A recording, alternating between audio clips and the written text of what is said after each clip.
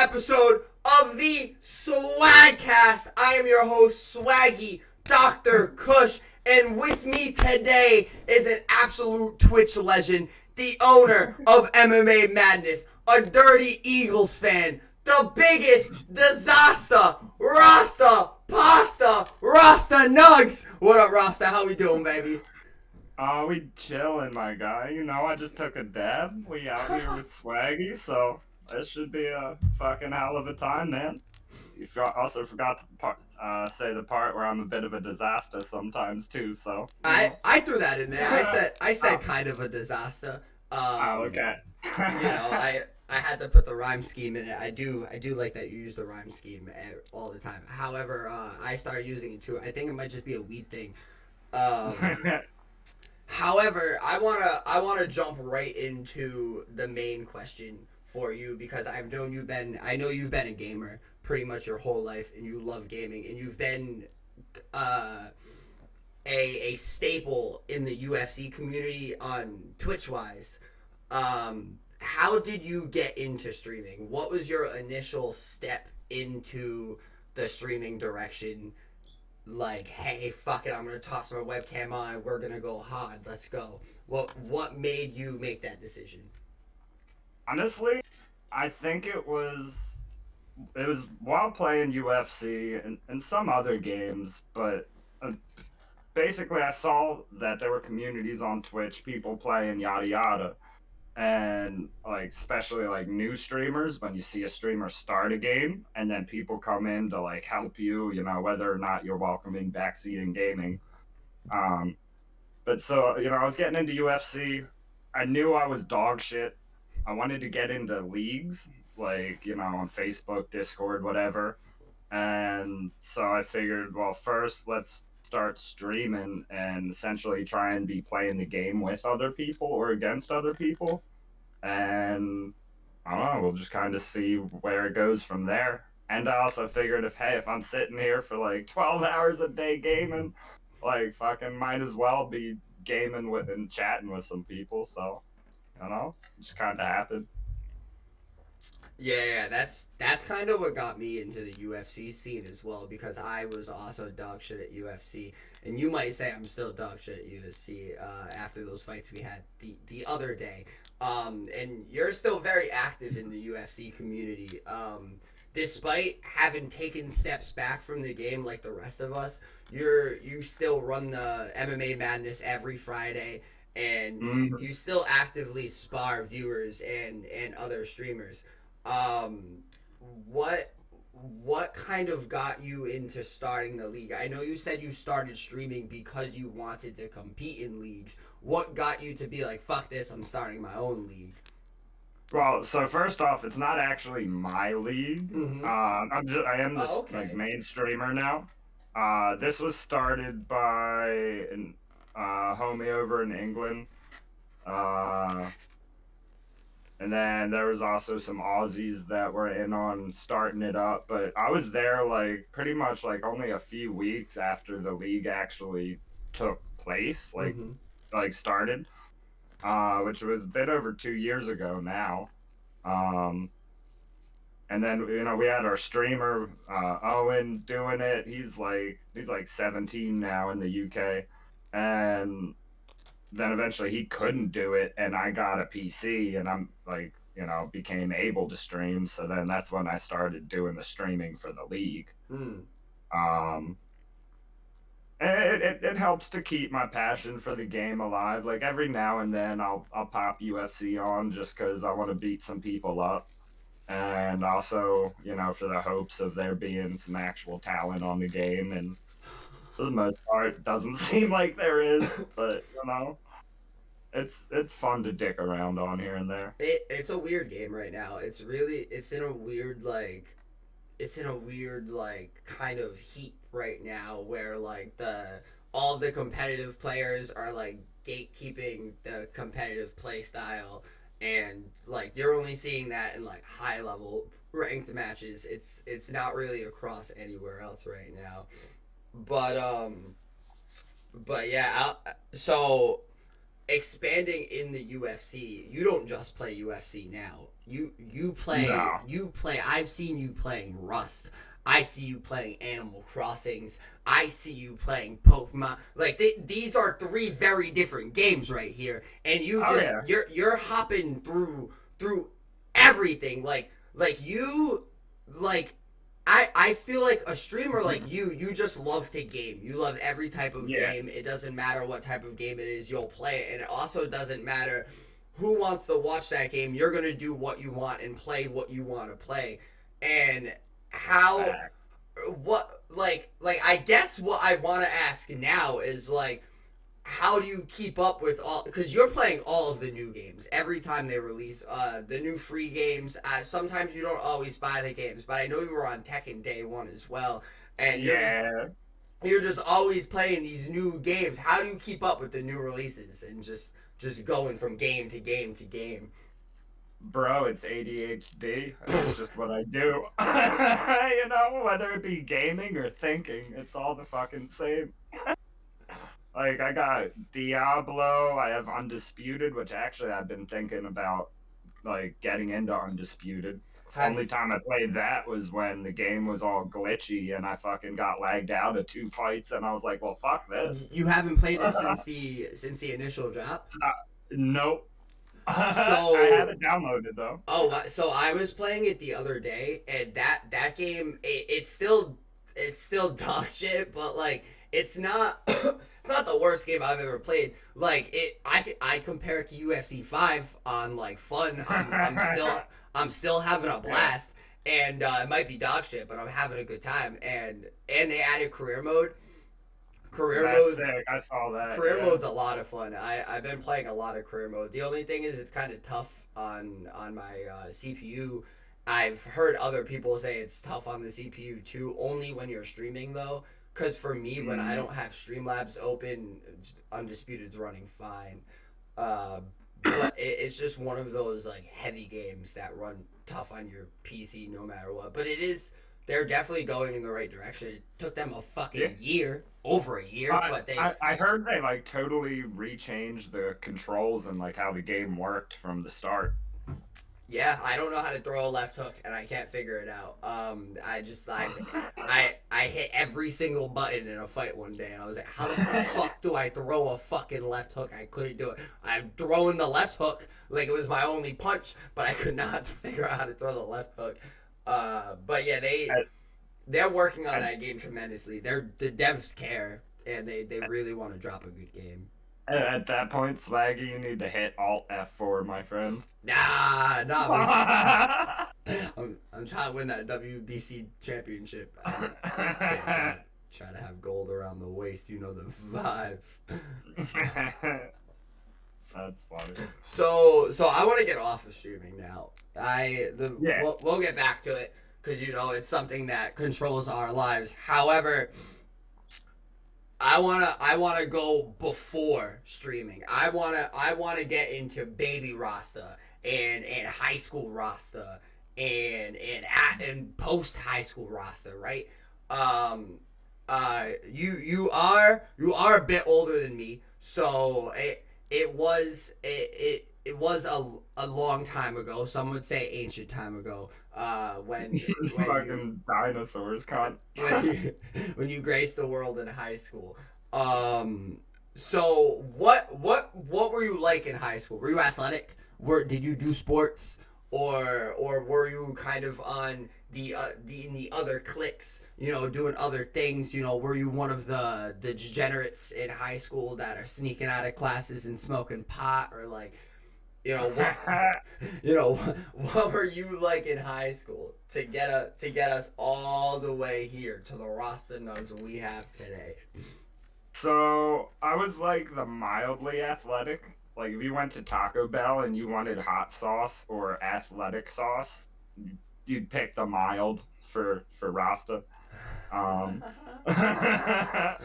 um, like I played the cross, played soccer. I was like pretty good at all sports, but or like decent at least at all sports. Like I had an all right arm for like throwing a baseball, football. I had an all right foot for kicking it. Like I could tackle people. Played a little bit of rugby here and there. My main sports though were soccer, football, or soccer, lacrosse, and like ultimate frisbee.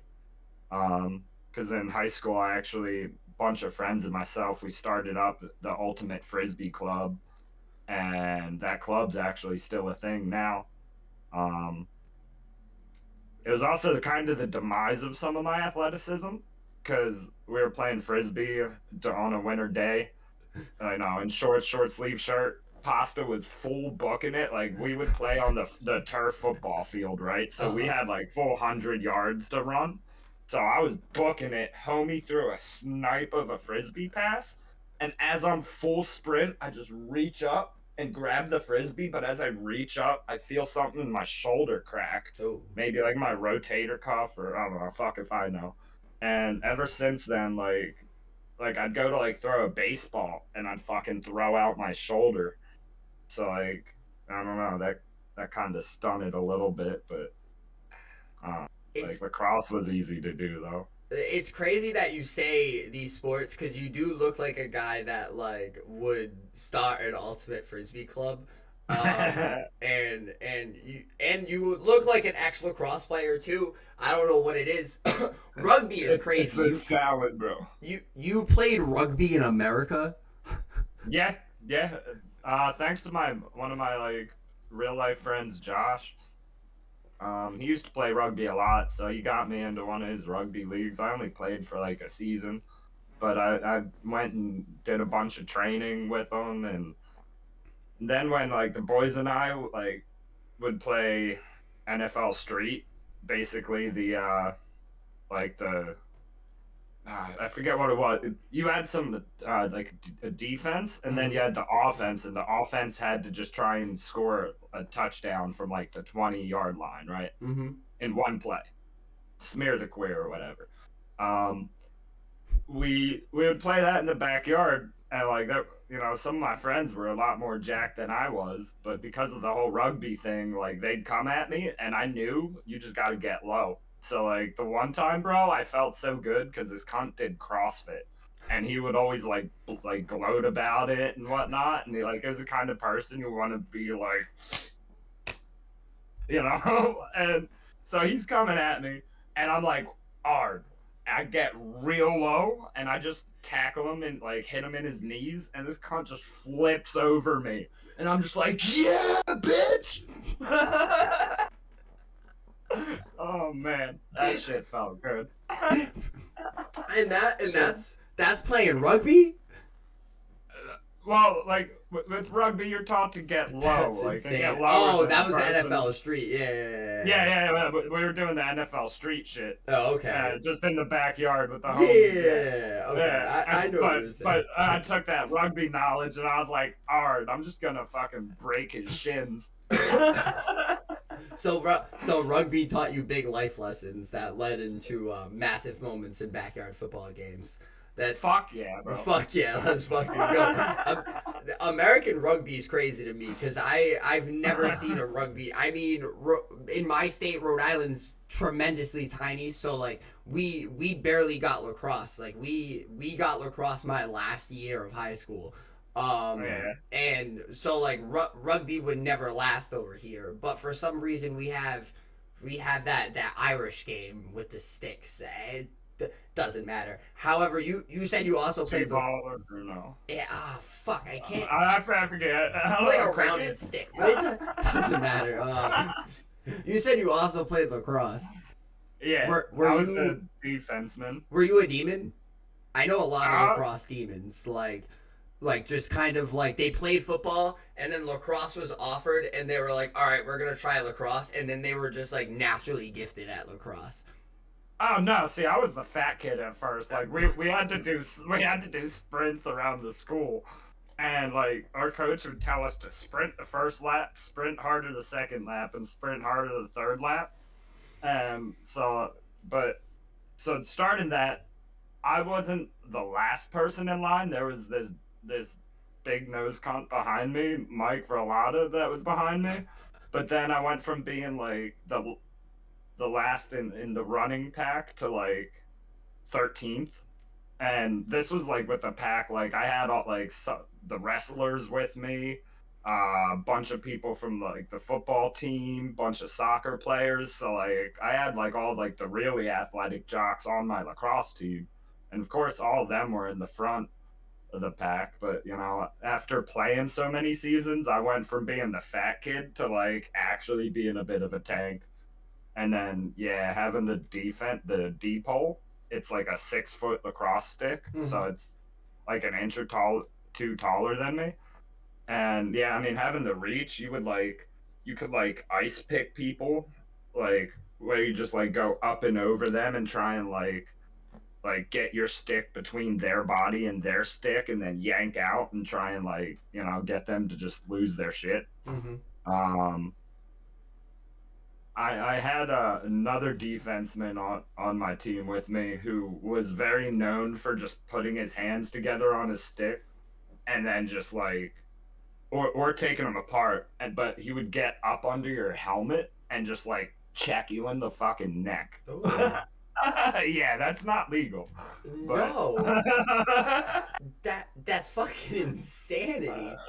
lacrosse got crazy, man. Like I had to upgrade my D pole one time because the homie James was coming at me, and just the way he hit my stick and the way I like had it on my side at one point, he fucking bent it around me and it looked like a boomerang.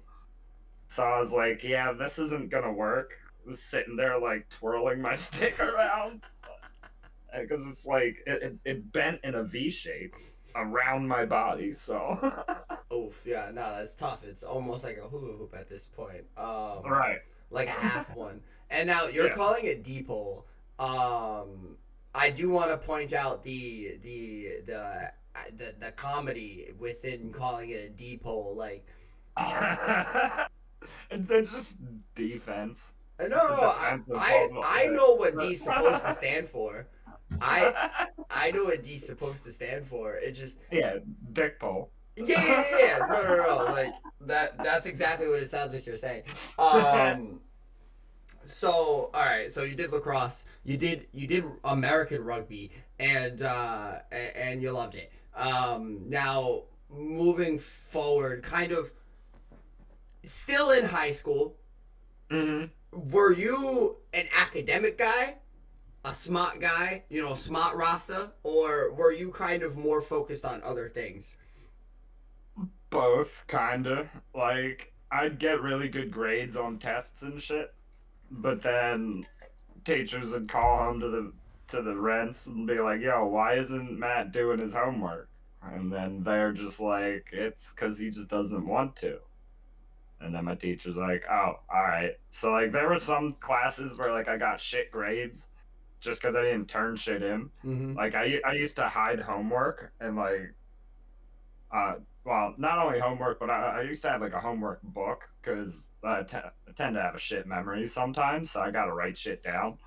And I would like my parents would know I would write my homework down and they'd look at it, whatever. But there'd be times where I'd just fucking hide those homework papers, like the actual homework, and then like my homework book papers, and I'd stuff them all under the sofa. And the one time my mom found them, and she's like, "Matt, come in here." And she's like, "What's this?"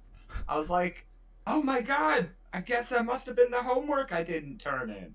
Like, oops, did I put that there? You know? So like, it's not like I wasn't stupid. You know, I knew the shit. Of course, I definitely struggled. I wasn't like a straight A student, but Mm-hmm. I wasn't a D to D either. I Mm-hmm. did have IEP classes because there's a little issue with organization up here Mm-hmm. sometimes. So like especially like trying to get stuff from here onto paper. Mm-hmm. That's so like not major learning issues, but like a couple learning issues here or there. Mm-hmm. And yeah, I don't know. I mean, like I had friends in school, but like I wasn't super popular. I wasn't a super dork, but like did definitely get bullied. Mm-hmm. That probably stopped a bit more like freshman to sophomore year, because that's when I was just like, oh, look at all these kids hitting a hacky sack around. I'm gonna just go up and make friends with them, and I just started to become a little social butterfly at that point. Mm-hmm. But nothing like crazy, crazy. Mm-hmm. I tried to make friends with the hacky sack kids when I was a sophomore, and I couldn't do it. Like I couldn't keep the hacky sack up, and they bullied me worse than everybody else. And they were like, "Get the fuck out of here, Tyler! We don't fucking want you here, Tyler! The fuck, what kind of loser can't even do the fucking hacky sack, Tyler?" And I got out of there. I never talked to the hacky sack kids again. I hope they're doing good. I hope they're doing good. I really. They just sound like dickheads, man. And like, I don't know what kind of hacky sack kids you had in your circle, because in my circle, like, we had like a jock or two, but usually like bunch of like weirdos or like tech school students, like automobile people, like a lot of car people in the hack circle Mm-hmm. for some reason.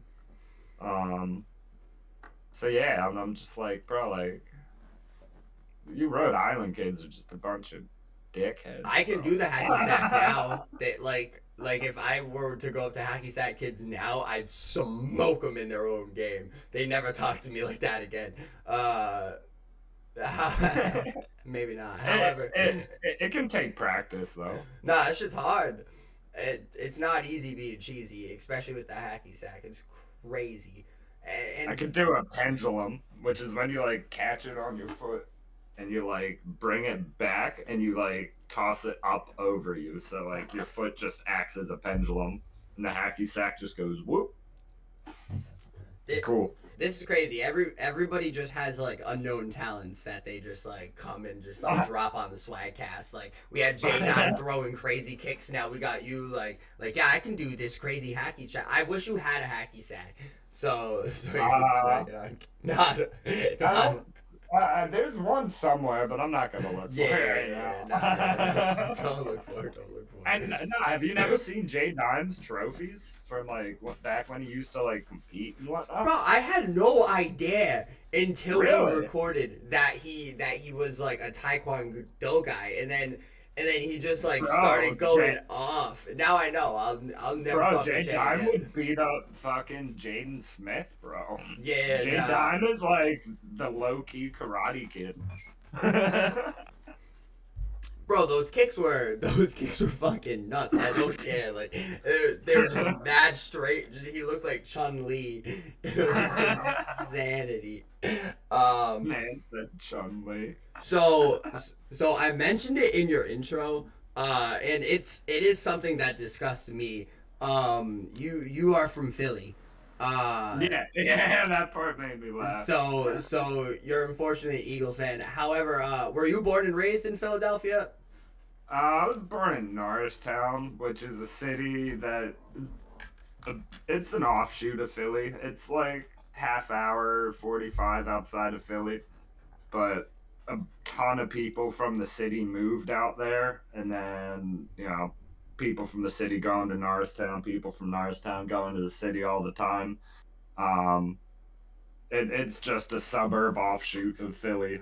But I wasn't actually born in the city. Although, like growing up, there was lots of times I'd hang out in the city. I helped a buddy run a head shop on Broad Street in Philly. So I'd hang out there smoking hookahs, selling glass, Mm-hmm. having customers come by in a couple hours with bud, and we'd go smoke some joints out back or some shit. Like like it was chill, man. Philly was a great place. I dated a chick that went to Temple University. Um, I was up in her place and she got a text saying there's 150 juveniles out and about on Broad Street mugging and hurting people. Like, yeah, bro, that was the thing. Like, bunch of underage kids just fucking causing havoc, bro. Fucking kick your shins out, steal your purse, fucking steal your wig and shit. Like, fucking hide your kids, hide your wife. Philadelphia seems to get chaotic, and like it seems to get chaotic in situations you wouldn't expect it to get chaotic. Like, oh, we just won a Super Bowl, let's burn the city down. Yeah. And Yeah, we fucking grease our poles and still climb the grease poles.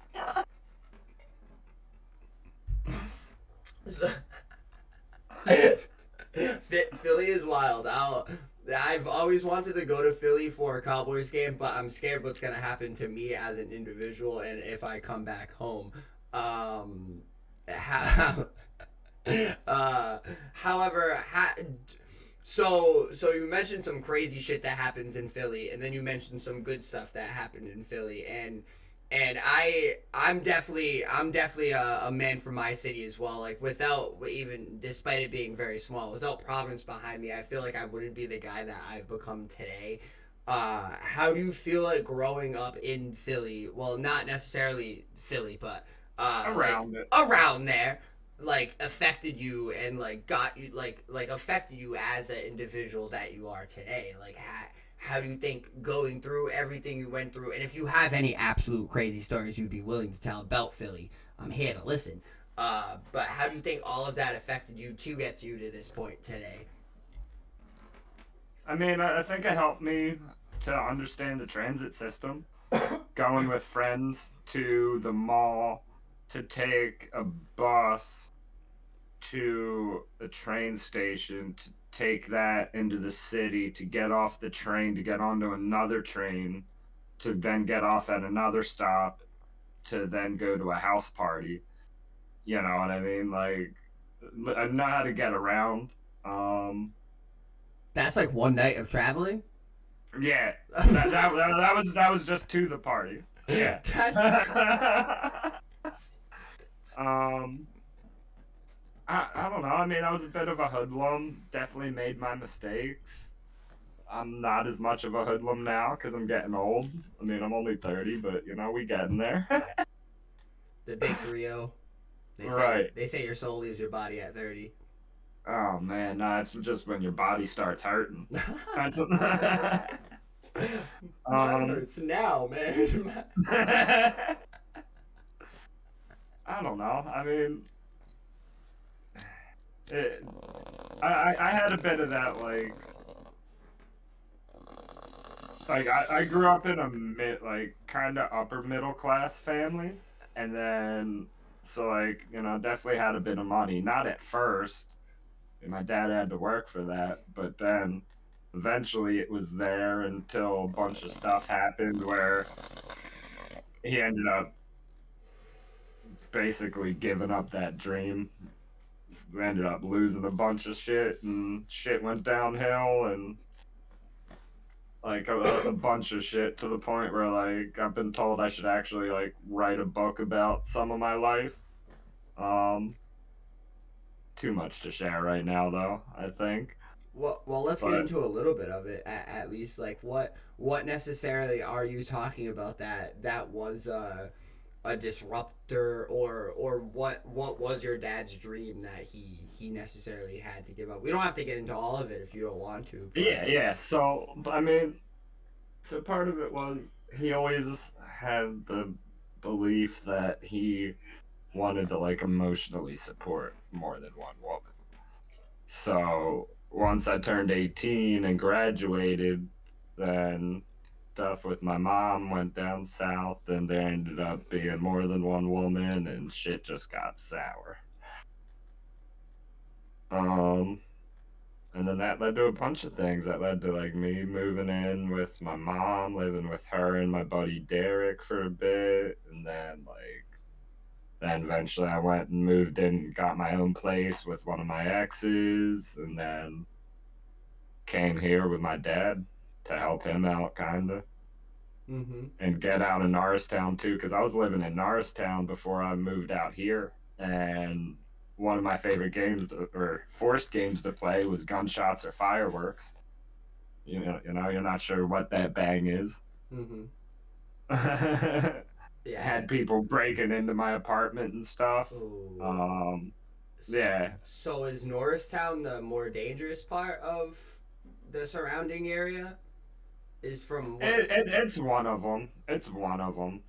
Okay. Like it's not as dangerous as like Northwest Philly, Mm-hmm. but like it's like I said, it's an offshoot of Philly because essentially what happened was there were Italian men. Norristown was initially an Italian town, and then you had a lot of the females from the city attracted to the Italian men. So then the females came out, and then because the females from the city moved out, then the males from the city followed them.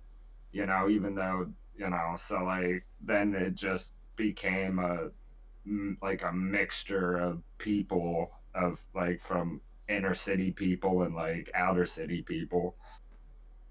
And then it just became chaos from there. Yeah. Um, Ghettos here, nice places there. Yeah. so you did throw me off a bit with the dream thing. I expect you to say the dream was to be like a rock star or No. something, and the dream was just to have multiple wives. So Yeah. so I can see how that gets chaotic and disruptive, moving forward. But I can also see how it molds you into becoming the young man or old man that you are. Oh, Sorry. it's definitely interesting. I mean, yeah, there's things that it helped to create within me strength and whatnot. But yeah, I mean that's what it is. Life, you live life, and it creates you as a person. You can't get down on anything that happened in the past because how else are you going to keep moving forward? Just Mm, realize that you did shit happened, and it's who you are now. Like it might not still be who you are because as humans we're adaptable, we change, we so like at least hopefully, otherwise you're fucking stagnant. But I don't know. Anyway. yeah, no, you do have to evolve throughout life if you wanna be successful, especially if you want to be successful in what we do, which is streaming. And you're one of the most diabolical streamers on Twitch. You're live every day, sometimes live longer than us other degenerates. And I see myself as somebody that is always there, but you're alive more than me a lot of the times. That can be a good or bad thing, Oh, but but you're always energetic with it. Like your energy never dies on stream, and if it does, you just take a nap. And I remember the first time. I came into your stream and you were napping, and I was like, "Wait, Rasta just naps on stream?" And everybody's still very active in chat. We're like, "Yeah, this is like a normal thing. Like if Ross is tired, he takes a nap on stream, and like we just hang out. And it's usually not a long nap; it's like an hour nap, and he wakes up and he's back. And like you're like ridiculously comfortable like on stream with the community, and you have an incredible community.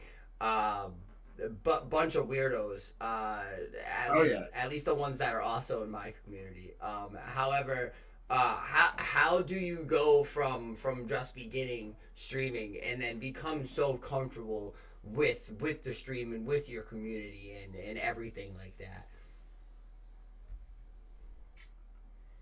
I mean, I feel like part of it's like after being yourself, and like you have those situations where like you feel like you do something weird or goofy, but then you see like the reaction to it isn't negative. Mm-hmm. You just gain the confidence to know that you could just do whatever the fuck you want, and like it'll be accepted because it's already kind of been at that point. Like Mm. there's like in the past I put on Hell's Kitchen, and I had a camera showing me sleeping in my bed. I went to sleep with some lights on so you can actually see that I was sleeping, like, and like that's goofy, but people kind of liked that for a little, and then people got over Hell's Kitchen eventually, so it's like, all right. No, I remember when you would do that because I would come in to watch Hell's Kitchen. Like Right. you did have some fire episodes playing, and and it would be like at the times that I'm about to go to bed myself. So I'm like, all right, let's just toss Rasta on. He's watching Hell's Kitchen, not talking. Let's just let's just watch Hell's Yeah. Kitchen. And you did run through like 2 seasons of Hell's Kitchen doing that. Oh yeah. Oh yeah, that and kitchen nightmares, but like there'd be times where I'm like, I'm not trying to see all them bugs and dirty kitchens and shit, you know, I just oh bro, but that one fucking bitch Elise, bro. I forget what season, like season 7 or 9 or something. She just had the worst attitude, bro. And like even Dark Souls would agree. Like him and I just the whole time would like talk about how we want to like hate fuck her because she was pretty. But That like is yeah, like crazy. yeah, but No, like just no, that's fucking insanity, brother. That's fucking crazy. Yeah, she's no, I have no idea who you're talking about, but I was gonna bring up Gordon Ramsay. yeah, I love that man. Yeah, no, we got to do a Vegas trip so you try to meet Gordon Ramsay, you eat at all of his restaurants and really see what's up. I went to his fish and chips restaurant one time. It's not all that. Ooh. We got better fish. We have way better fish and chips in Rhode Island. Okay. And he calls okay. himself British. That and like that's supposed to be like that thing out there. But like right. I think though, if you live on the ocean, you have better seafood than anybody else, and that's all we got over here in Rhode Island. Yeah, I was gonna say yeah, Rhode Island, Maine, like all those. Yeah, y'all got it going on. Maine got really good lobster, but like Yeah. realistically, like their salmon's booty, and they say they don't have salmon in Maine, but they do. It's just trash. It's just garbage. But it's just not noteworthy. Nah, nope. You can't eat that. How? I got on a tangent talking about Gordon Ramsay. So you do wild shit on stream, and you still manage to still intertwine with the UFC community, and you're even out there building different communities within the games you're playing. Like Rust is a big community based game as well, and you've been playing games like that a lot. How do you just kind of keep in the loops with the different communities within the games, and just kind of, is it more of you know what to play, or is it you just want to play the game so you're just gonna play it no matter the outcome, you're just gonna hop on there? Part of it is I tend to play the games that some of my friends will play. Like the homie Ace has gotten me plenty of video games, like Deep Rock Galactic, or like recently I just started playing Age of Empires again. So like yeah, sometimes it's just I'm playing games that I can play with the community. And that's just kind of what I like to do. Of course, I keep multiple like stream tabs open, so like if I see a homie playing something, I don't know, maybe I'll like keep the tab open. But like, I'm not trying to like play the newest greatest hit game just because it's like the newest. Like with Tekken, for example, like yeah, I was on that on day one just because I love Tekken, you know. And games like that, I'm gonna be on there day one. Like Grand Theft Auto 6, like day one. Actually, that one's a little iffy because it's coming out on console first, and it's not coming out on PC until a year after that. So I may be getting GTA 6 twice, just for that reason. Yeah, that I don't know if I'm gonna want to wait a whole year of seeing GTA 6 content just to be able to play it. you know why they're doing that, right? Why? To stop the modding for a year. They don't care about the modding, but they don't want it in the first year. But So no RP in the first year, basically. well, yeah, nah. People just have to stay on 5M and or just play GTA 6 normally. I also, but I assume. I don't know for sure, but I would assume, especially with the rise of roleplay within the last 5 years, that GTA 6 does something with their online, or at least add a mode that's more like friendly towards RP and not just fucking toxic RPGs from across the map and bombs blowing everybody up and like A fucking tank going down to the casino just to blow up every cunt with money. nah, online GTA like is insanity, Right. insanity. You can't play that on stream. Like I don't know how Jay gets away with it. I go on GTA 5 online and I get like the amount of words said in those lobbies Yeah. that I'm like, oh, I'm getting banned. Like it's no joke, especially in GTA Online. It's like back in the day on Modern Warfare 2, but like 10 times worse. And Oh yeah. yeah, it gets crazy. A bunch of squeakers calling you the N word and whatnot. It Just gets because. yeah, it gets crazy. That's one thing I'm surprised that you haven't gone down the road of GTA RP. I have 5M and I got all the stuff, but I don't know. And like I even got it on PC. Thought about it, but then I was kind of like, GTA 6 is getting close. I'm just gonna wait to do the RP for then. And I don't know. I mean, that's the other thing too with the RP. Like I know you always had your camera on, but like some RPers like won't have their cam on, Mm-hmm. just so that way it's like more immersive kinda. And then like if there's certain situations that'll happen, like they'll throw it on real quick just to like interact with the stream. Mm-hmm. Like, but like there's also multiple ways to RP too, as I'm sure you know. Yeah, So I'm a more comedy RPer where like my shit's all comedy and I also play a Mexican character. So I keep my camera on because I'm not Mexican. However, like the out of context, my entire gang was IRL Hispanic and some actual Mexican, and they loved me. And I tried to not use the accent for the first 2 weeks, but they forced me into it, and now it's just something that I can't not do when I'm on RP. You know what I'm saying? It's just something that that just comes out now naturally sometimes. yeah, that Taylor accent comes out every now and then. That's just Yeah, crazy. Skylar Hose, you know the Tyler vibes. Rose. Okay. Yeah, I was actually on an RP server the other day and I got permabanned. I didn't do nothing wrong, and it was the funniest thing ever.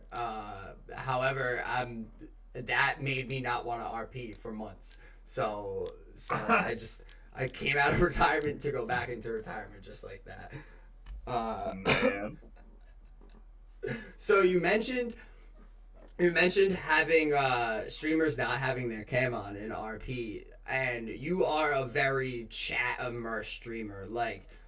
It's kind of community first when it comes to your streams, and you also mentioned way earlier in the podcast why game for 12 hours when I can turn the stream on and chill out with chat for 12 hours while gaming. So. Yeah.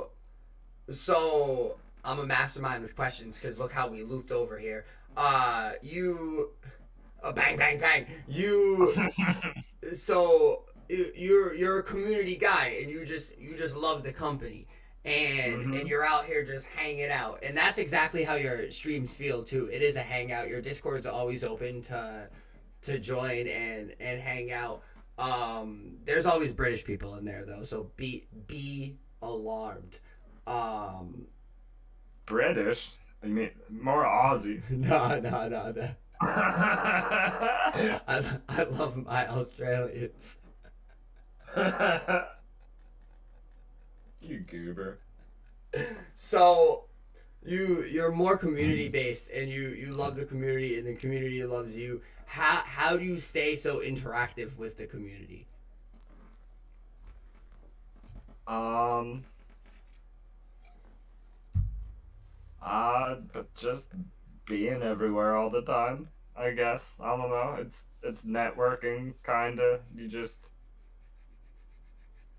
make friends, build relationships, then just work on not letting them die off. So I mean, I'm just naturally there, and it kind of helps not having a job right now because it's like I wake up and hop into people's streams. I mean, I'd be doing my thing, like got like exercises and shit to do, but like I don't know, it's easy. Mm-hmm. So by be everywhere you mean in other streamers streams. Um, Yeah.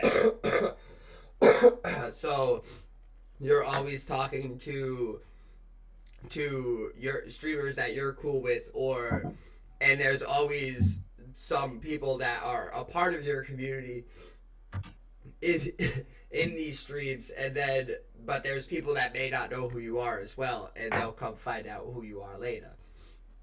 Yeah, like I've had people come into my streams, like the one guy was like, "Hey, I saw you were the top gifter in Showtime's chat." Like, so I figured I'd come see what you're about. And like I've had other people, say stuff like that, or be like, "Hey, like I remembered you like chatting with you in so and so stream. I didn't know you were a streamer." So like, just snooping around, came by to check it out. Oh, like shit like that happens. I try not to like do self promo and stuff and be like, "Oh yeah, guys, I'm a streamer." Like, nah, but like if a streamer wants to shout me out and be like, "Yeah, Rasta streams," like that's okay. Mm-hmm.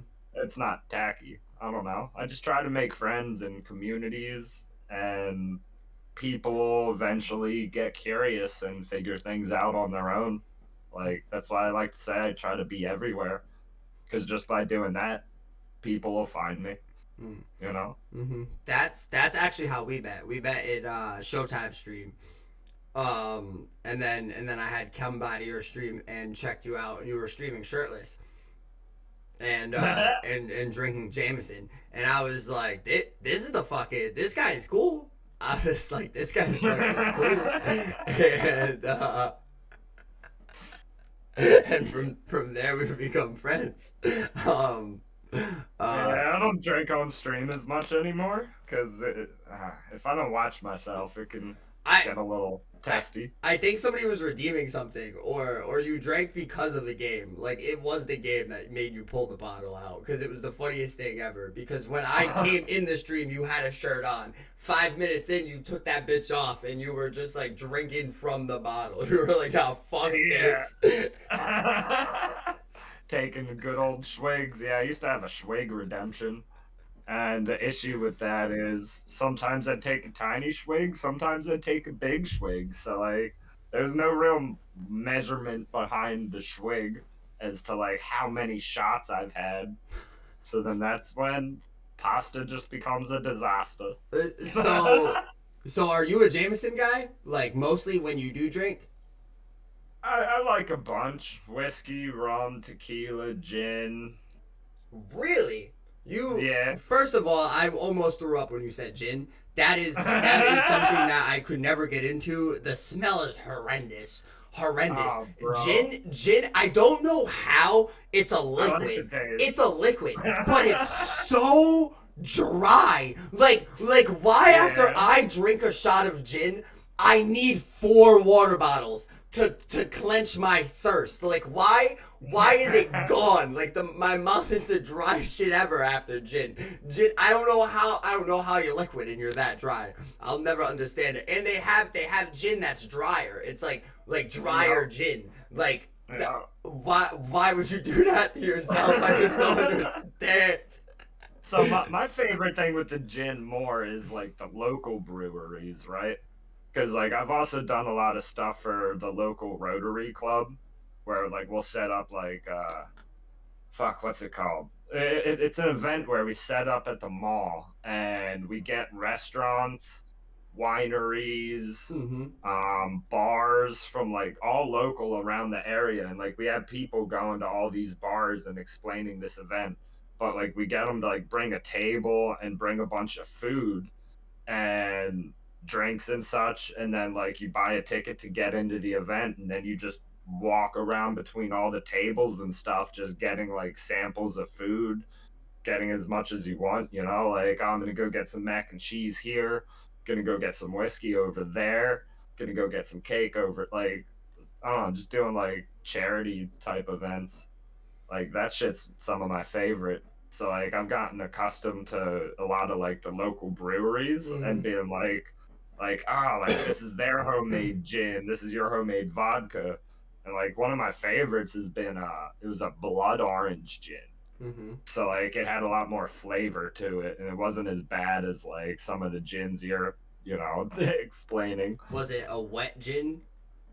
Oh yeah, definitely. I'm gonna need that blood orange gin. So real quick, I want to get into. You mentioned that you do charity events, and like you volunteer for those. Like, do you do those often? Not as often anymore, just because I haven't been as active in the Rotary. Mm-hmm. But we used to go to, I think it was, either like once every other week. We would go to like a Rotary lunch, and then we would be planning different events all throughout the year. Having also like random guest speakers come in just to like chat about whatever, like if they got a business or if they're just like a musician from Kenya, which we had come in one time and explain some of like the African instruments and stuff, and that was cool. Just really like whatever. But yeah, no, not quite as active anymore, but definitely did that shit for a while. Was that something that like you actually enjoyed like Yeah, volunteering for? Yeah, like yeah. Because part of it was, well, it's like a $20 lunch with Rotary. There's generally Rotary clubs all throughout America, just doing essentially the same stuff. But generally, you'd either do like a breakfast meeting, a lunch meeting, or like a dinner meeting. mhm. And we went with the lunch meetings because it was just kind of easier to do like midday. And yeah, I mean that was volunteer stuff. My dad was the president of the Rotary Club a couple times, Okay. and I saw how much fun he had with that, so it kind of made me interested too. Hmm. Okay. Cause I know this guy Bob. He's 69 years old, and he volunteers at food banks because he hates his wife and he doesn't want to be home with her. So he uses the food bank volunteering as a example, as a way to get out of the house, even though he doesn't Yeah. necessarily enjoy volunteering at the food bank either. But Uh, that's good that uh, you actually enjoyed the volunteering for the charity work. yeah. You don't want to end up like Bob. Nah, don't end up like Bob, folks. You heard it here. He is the funnest age too. He's 69, and you would think that he's having more fun with life right now. I got him a T-shirt for his birthday last April, and it said 69, so everything's fine. We all we all chipped in. That sounds so, sick. so I wanna loop back to you were talking about being everywhere, and just that's how you've built this community that you've built. um but you stay solely on Twitch for the most part and Discord, but you're not really much on YouTube or Twitter or any of the like TikTok or any of the other social medias. um is there a sole reason for that? I had asked Jay Dime this same question, and he had straight up said, no, I'm just lazy. uh That's part of it. Like part of it. So like I need to be on YouTube. I know that, but like one, I either need to learn the editing skills, or two, I need someone who's willing to help me with some editing at a low budget mhm. right now. Um, but yeah, I mean, I'm on TikTok. Again, this is all going to come down to learning a little bit of editing, and then I'll be like, I got a TikTok account. I'll put some shit on YouTube. Like that'll be easy breezy. Mm. So I'm initially one of the I'm gonna take a worst. dab real quick Yeah, if you yeah, go don't for it. mind. I'll keep talking while you're dabbing. Oh yeah, you rope that thing nice and milky. So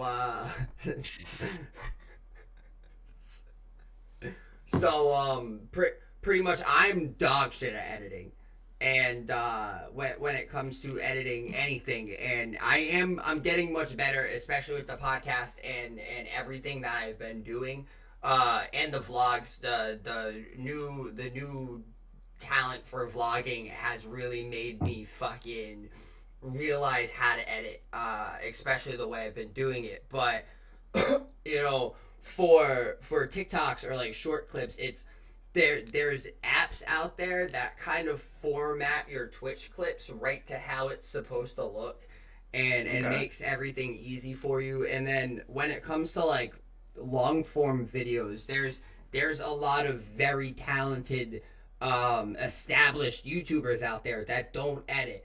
I'm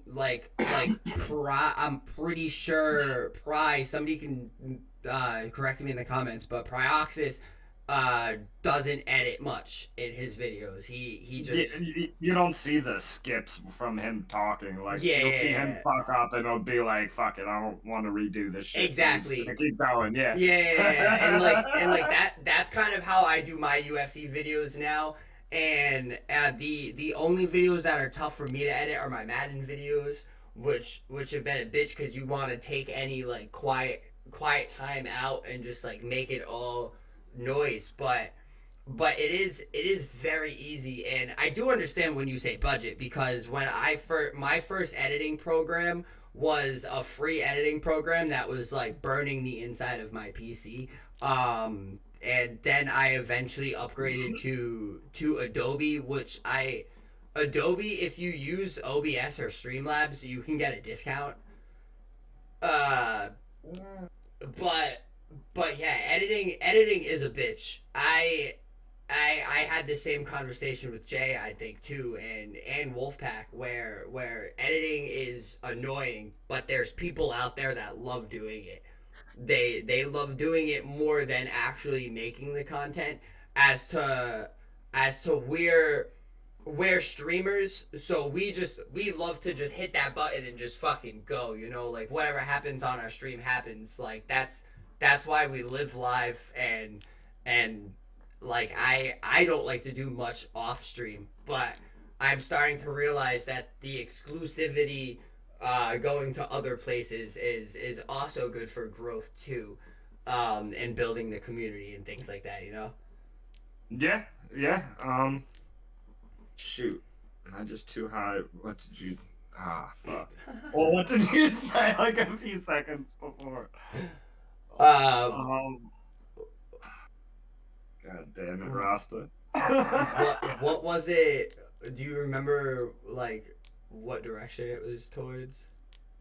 More like towards editing? Yeah, okay, yeah, so editing. Perfect, thank you.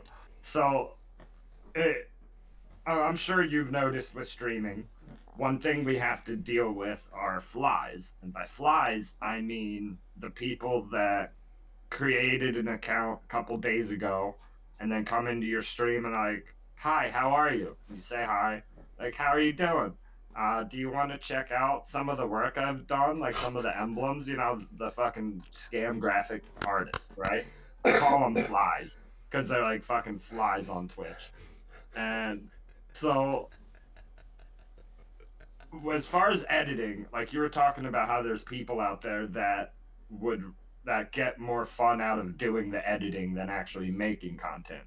So like part of why I like streaming is because I've found that there's people out there that you can make friends with that have those skills, and like I get the enjoyment out of like, even if it's only like a little bit, like, basically just supporting those people, like I don't know, it's cool. Yeah. It's like, I know exactly. I know exactly what you mean.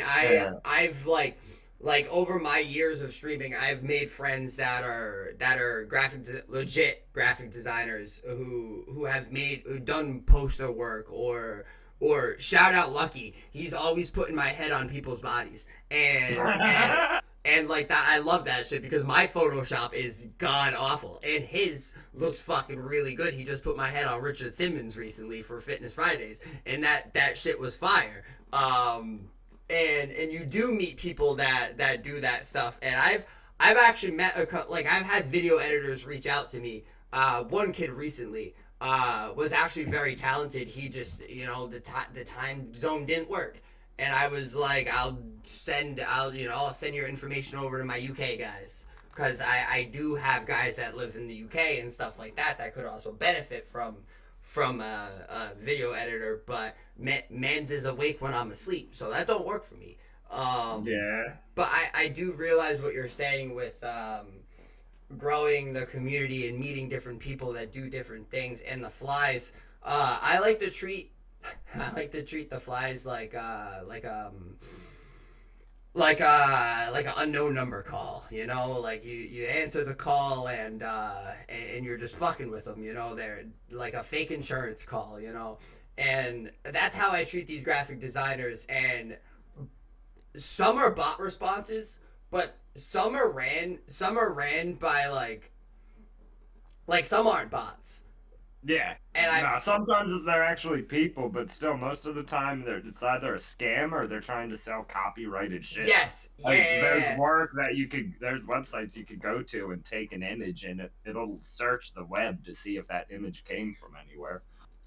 Yeah, nah, these graphic designers will use like the same like 8 designs and like that'll Yeah. be their entire portfolio. My Discord, if you go through my message request, right now it's like over 100. It's all graphic designers, and what sucks, it sucks because sometimes there'll be like a serious message in between those Yeah. where like if I didn't have all those fucking graphic designer messages, I click on it. Like the amount of commentator offers or stuff like that I've missed out on because it was like in between graphic designers and stuff like that is absolutely infuriating. But but yeah, no, they come a lot. One time, I literally just started stream. It wasn't even 2 minutes in. I was still on my starting stream, and there I had one spamming, like spamming, and Bruh. like 3 messages in a row. So I turned my camera on, and I was like, "Are we doing this early?" And then I can't remember what it was word for word, but it was like it was like a dirty message, but it wasn't meant to be. It was like, please check out my, it was like the way she asked me to check out her work was like, I was like, hey yo, pause. And like timed them out, and I was like, that's crazy. That's crazy. That's crazy. And then and yeah, but that shit happens more often than not, and it's sick. Having to time them out. Yeah. That's what it is. I mean, being a streamer, you got to deal with that. You also got to deal with people that are like, especially in the UFC community, you deal with people that are coming in just being like, "Yo, you're a shit cunt. Like, I'll beat you up. You suck. You're trash. You're dog shit. You don't know what you're doing." And it's like that. It's just those toxic people that I just want a reaction out of you. Jay put me onto this. I've designated people that when they're in chat, if somebody comes in challenging me, I'm like, yeah, say you have to fight T first, or you have to fight. I know he's retired from the game, but you have to fight GP first. Like, GPs won't suck at the game. He might be like, yeah, I don't play a lot anymore, but like I don't ever think he was bad at it. nah, he towards the end of UFC 4, I was checked out, but he was beating the shit out of me. Like it was really bad, and I've never been like a top tier talent on UFC because I've never cared enough, and when I did care enough, I had the best like comp run ever. But like that, it's too much to really care about that game because that game really does fry brain cells to no end. Like the game Yeah. is horrible. It's starting to get better. Like somebody called me somebody said I worked for EA low key the other day, so I'm not gonna glaze the game too much, but they are starting to make it a little bit better. Uh, but it's so bad. It's so bad. Dude, there was a glitch I had happen to me one time. It was like when we were on the ground, and it was one of those get up positions, and I got glitched on basically all fours, and the dude was standing up, but he was able to hit like the kick button, and it would register that he was like kicking my head or like kicking my body or kneeing me or something. And like one of us was here, the other one was here, and it was like we were just like glitching, like.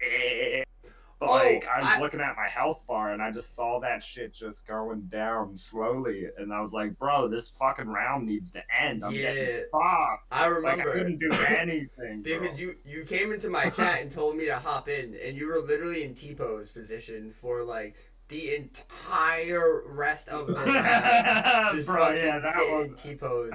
And I've had like it happened to me in my first primetime fight of UFC 5, and I got the camera glitch, and then the camera came back in mad fast, and then we went into each other, and then he came back on his feet, and I was knocked out. And What? he was like, "You want to redo it, brother?" And I was like, "No." I was like, "Nope. Keep that win. Keep it. I'm not touching this shit. Fucking good luck. Good luck in the season. GG's. Good win. I'm proud. And fuck that. Fuck this game." I ended up returning to comp, but it's still the game's still not.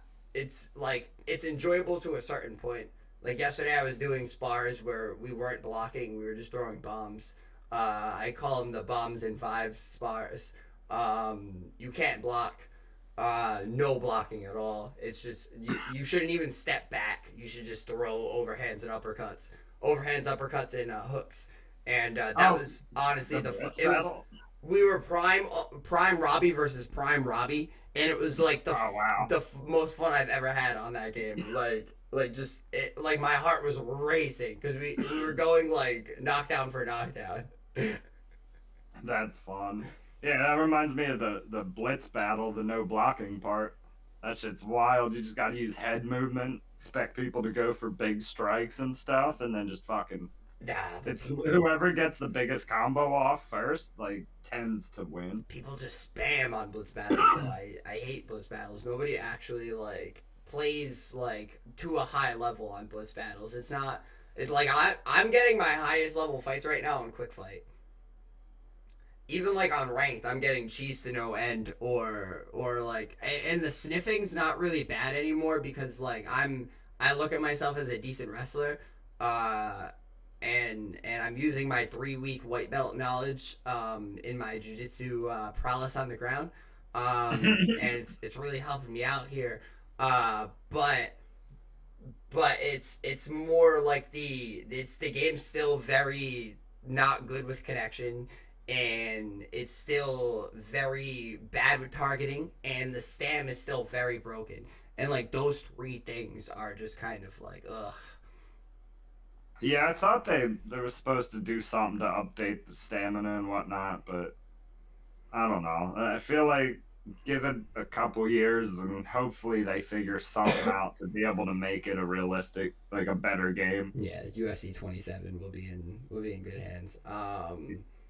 Right. It's a lot of UFCs from now. However, we've been going for for a long time. So there's initially I guess one last question I want to ask you.